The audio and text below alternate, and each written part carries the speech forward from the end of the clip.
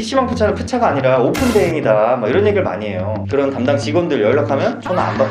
손해를 봐가면서 이렇게 신경을 쓸 이유가 사실은 없는 거예요. 네, 안녕하세요. 부만사의 조 팀장입니다. 오늘은 아주 솔직한 얘기를 한번 해보려고 합니다. PC방 푸차에 대한 얘기들이 많은데 PC방 푸차가 관리를 이렇게 많이 안 해준다 이런 얘기들이 많아요. 그래서 오늘은 PC방 푸차가 왜 이렇게 관리를 안 해줄까, 이 가맹점들을, 요거에 대해서 얘기를 좀 나눠보려고 합니다.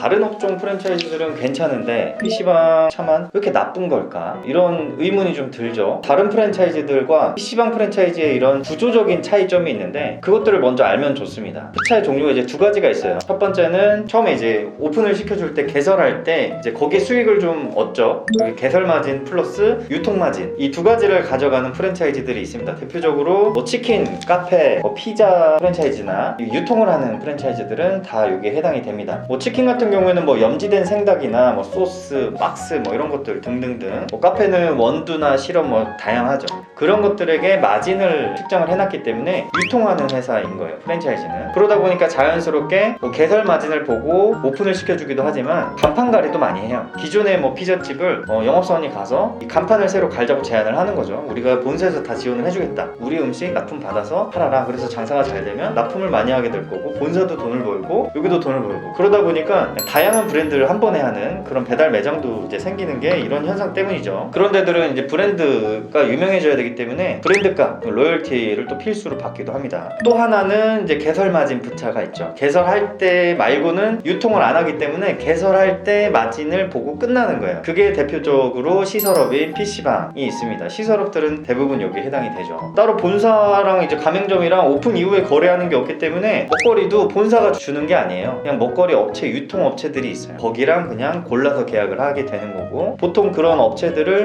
프랜차이즈가 소개를 시켜주겠죠. 각종 원자재들이 있을 텐데 그런 거는 다 사재로 사다 쓰면 됩니다. 근데 아까 얘기했던 그 유통 마진을 얻는 프랜차이즈는 각종 이 원자재에 마진이 들어가 있잖아요. 그래서 거기에서 돈을 버는 구조인데, 가맹점하고 트러블이 난다고 하면 가맹점은 본사에다가 비싼 돈 주고 요거를 갖다 써야 되는데 몰래 이제 사재로 쓰는 거죠. 몰래 쓰다가 누구한테 걸려요? 매장 관리주는 이제 슈퍼바이저한테 이제 뭐 걸리고, 그러니까 슈퍼바이저는 그런 걸 감시하는 게 역할이 되는 거죠. 또 한편으로는 슈퍼바이저가 다른 역할을 가지고 있는 게 매장들이 매출이 많이 날 수 있도록 지원해주는 역할을 해줘요. 왜냐하면 회사에서는 그런 인력에게 투자를 할 법도 한 게, 가맹점이 매출이 많이 나야 본사가 납품을 많이 하기 때문에 상생 구조를 가지고 있는 거죠, 기본적으로. 그러면 내가 인력을 고용해서 가맹점에 보내서 매출 증대에 힘을 써라, 이렇게 지원을 해줄 수 있는 거죠. 근데 개설 마진 푸차는 오픈 이후에는 이해관계가 아무도 없다 보니까 인력 자원을 쏟아가면서 손해를 봐가면서 이렇게 신경을 쓸 이유가 사실은 없는 거예요.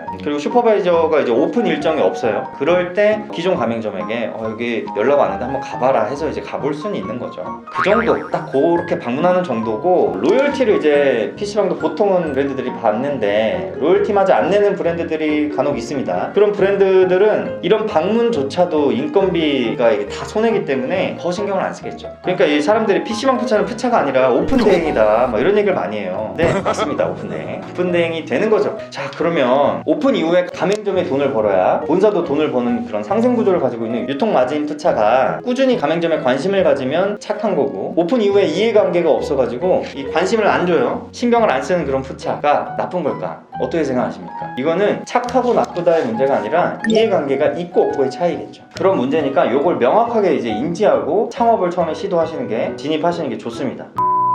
근데 그럼에도 불구하고 PC방 프랜차이즈 가맹 점주님들이 열받는 이유가 있어요. 영업할 때 영업사원하고 이제 만나잖아요. 처음에 영업사원들이 처음에 꼬셔야 되잖아요. 기본적으로 예비 창업자들은 프랜차이즈 하면 다 그렇게 관리해주는 그런 이미지가 있다 보니까 PC방도 그렇게 포지셔닝을 많이 하는 거예요. 이해관계가 없음에도 불구하고 그런 포지셔닝을 많이 하고, 아유 사장님 수급만 하시면 돼요, 그냥 뭐 다 알아서 해드릴게요, 저희 뭐 직원들 많고요, 이런 부서도 있고 저런 부서도 있고 다 연락해서 해드릴 겁니다, 이렇게 얘기를 하는 거죠. 그러고 나서 오픈하고 나면은 그 영업자 다 어디 갔어? 그러면 이제 다른 뭐 이렇게 관리해주겠다던 그런 부서의 그런 담당 직원들 연락하면 전화 안 받죠. 사장님들이 열이 받는 거예요, 여기서. 그럼 점주가 원하는 관리는 뭐죠? 기본적으로 연락 좀 받아라, 관심 좀 가져라. 근데 이제 그거를 좀 자세하게 풀어보면 이제 잘 모르잖아요. PC방에 대한 지식이나 뭐 노하우가 없는 상태에서 이제 창업하는 상태이기 때문에 PC 시설이 100대면 100대 시설이 고장 안 나고 계속 갈 수는 없거든요. 그런 시설 고장 관련 대처나 진짜 고장이 나가지고 발생한 AS 이런 이런 일이 발생했을 때 누구에게 연락할지 모르니까 본사에게 연락을 하는 거죠. 이제 연락을 안 받으면 답답하겠죠.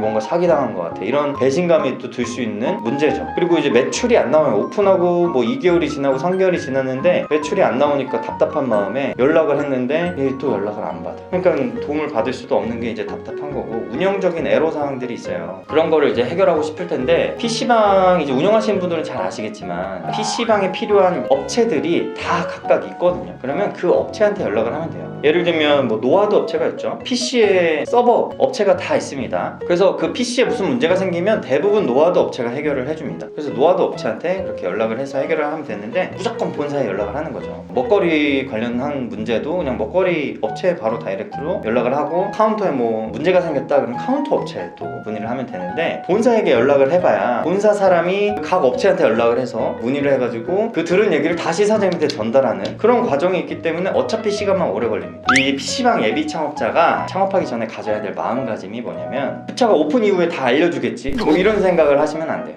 다 책임져주고 막 그러는 게 아니라 내가 꼼꼼히 알아야 되는구나, 내가 뭔가를 많이 배워야 되는구나, 이 상태가 되어야 됩니다. 잠깐, 근데 로열티 받잖아요. 프랜차이즈들 보통 대당 5,000원 정도 받거든요. 100대면 50만원 내는 거죠. 80대면 40만원 내는 거고, 로열티를 내는데 뭐 당연히 관리해줘야 되는 거 아니야? 이렇게 이제 생각하실 수도 있습니다. 근데 기본적으로 로열티는 브랜드 값이에요. 그런데 아이러니하게도 이 PC방이라는 업종 자체가 브랜드의 역할을 하지 못해요. 아직까지도 사람들은 브랜드를 보고 PC방을 가는 현상은 적죠. 저는 이제 개인적으로 PC방 푸차 업계에서는 사실 로열티가 의미 없다고 생각을 하고 있고, 그렇기 때문에 제로백도 로열티를 받고 있지 않습니다. 근데 이제 유통마진 본사 같은 경우는 좀 다르죠. 거기는 로열티 받아서 브랜드 값을 올리기 위해 하는 것들이 되게 많아요. 예를 들면 CF를 찍는다거나 드라마나 영화에 PPL로 나온다거나 몇천만 원, 수억 큰 돈을 이제 사용하기 때문에 투자를 하는 거죠. 마케팅 비용에. 그렇게 하면 어떤 일이 생기죠? 브랜드 값이 올라가면 소비자들이 전체적으로 전국 가맹점에게 더 많은 주문을 하겠죠. 그러면 가맹점이 주문율이 올라가고 매출이 올라가면 본사에게 주문을 더 많이 하겠죠. 그럼 본사가 돈 버는 길이에요.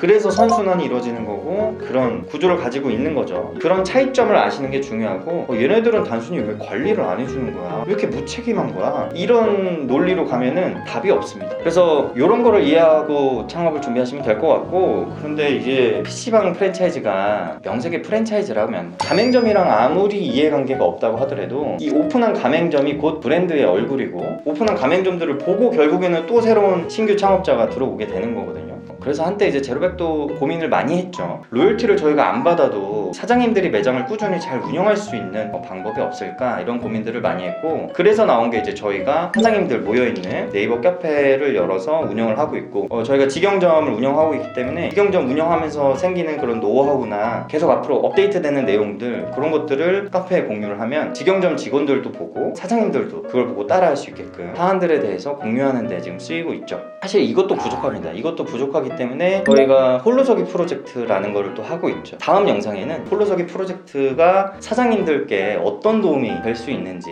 자세히 한번 얘기를 나눠보는 시간을 갖도록 하겠습니다. 그럼 오늘 영상 여기서 마치겠습니다. 감사합니다.